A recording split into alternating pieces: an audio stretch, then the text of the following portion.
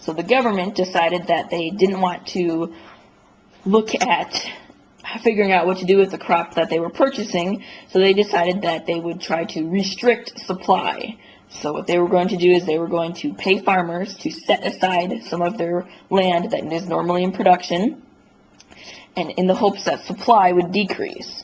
Now this has a funky looking supply curve on here. So start at your other supply curve and kind of come off of it to show a pivot backwards. And then price gets set where that new supply curve crosses demand. And graphically, this looks fantastic.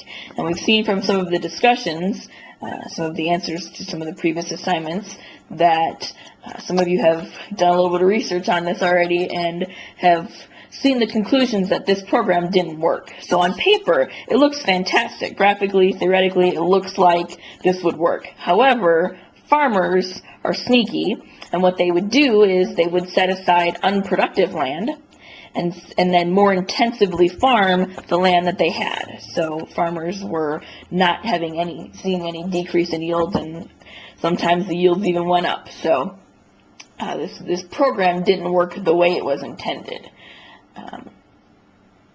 So the next thing that the government decided that they were going to do was look at something called a deficiency payment. And so the government said that they were going to have a loan rate and a target price.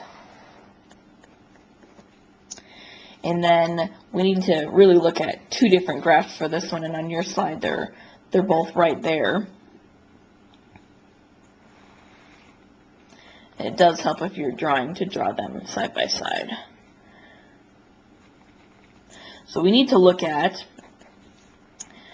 where is the market price. So if the market price is higher than the loan rate, what the government is going to do is they're going to tell you to sell your crop on the market, and they'll pay you the difference between the market price and the loan rate in a lump sum payment. So if our target price was $4, the market price was only $3, they could sell it. If this quantity was 100, you would take 1 times 100 to get 100, and the government would send you a check for $100.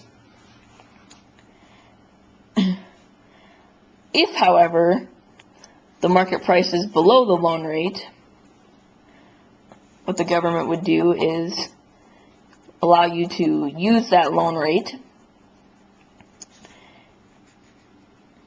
and they would pay you the difference between the target price and the loan rate. So they would take your crop with the loan and pay you the difference. So again, if that was 100, you would now take 4 minus 2.5.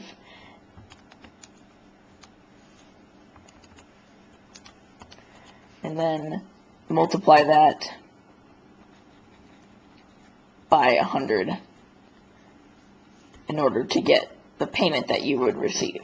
So you're taking whichever is higher. If the loan rate is higher, you're going to take the target price minus the loan rate, multiply by quantity to figure out how much the payment is worth.